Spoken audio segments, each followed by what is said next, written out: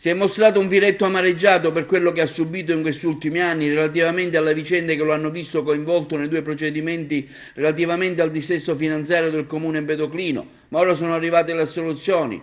Anni passati in silenzio, afferma il primo cittadino Firetto, senza rispondere alle tante polemiche e accuse che mi arrivavano da tante parti. C'era anche chi sollecitava un'immediata sentenza facendo sit-in e montando tende sotto il comune. Un vero e proprio sfogo quello dell'onorevole Firetto. E quando gli fu notificato al primo avviso di apertura delle indagini si trovava con sua figlia che vedendolo accusare il colpo gli chiedeva ingenuamente: papà, cosa ti è successo?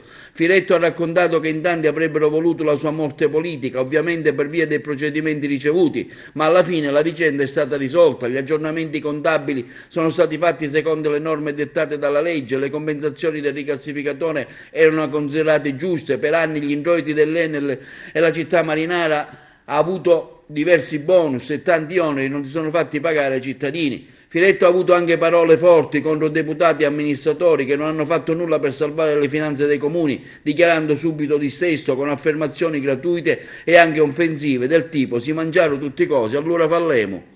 Guarda, io vedo una cosa che è comune a tanti comuni italiani, dove chi arriva dichiara il dissesto, non paga più i debiti del passato e fa una cosa semplicissima: la canta a chi ha governato prima, dicendo, per esempio, è accaduto anche, si erano mangiati tutto, facendo capire tutto, è come se avessero rubato. In riferimento a un deputato regionale, nello specifico? In generale dicono questo, cioè dove si va, ecco, questa invece oggi ci vuole la stagione, un po' quella che abbiamo seguito noi ad Agrigento.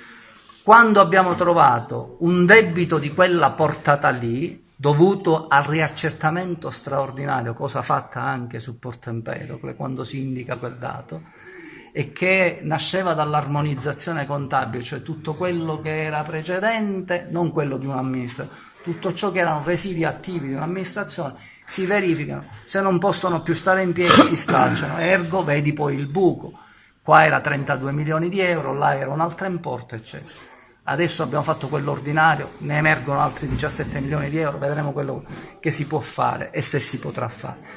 Però non puoi arrivare e dichiari il dissesto. Questa è una mia concezione, cioè mi iscrivo a un'altra scuola di pensiero, bisogna cercare di fare di tutto il possibile per salvare il malato. Poi non ci riesci e se non ci riesci si dichiara il dissesto. Però devi avere la responsabilità di non mandare a gambe per aria tanta gente che aspetta soldi dal comune. Cioè noi con questa manovra ad Agrigento circa 40 milioni di euro di debiti li avremmo salutati e quindi i creditori non li avrebbero più avuti. Io penso che bisogna muoversi per gradi come ci siamo mossi noi, cioè misure correttive. Poi le misure correttive non sono sufficienti, ebbene se ci sarà da dichiararlo lo dichiari, però i passaggi vanno fatti tutto. Mi sembra che un disallineamento di cassa dovuto a vicende particolari non può di per sé essere una causa, ma questo è il mio punto di vista, questo è il mio personalissimo punto di vista, non ritengo che gli altri abbiano sbagliato, io non l'avrei fatto, mi sarei mosso diversamente.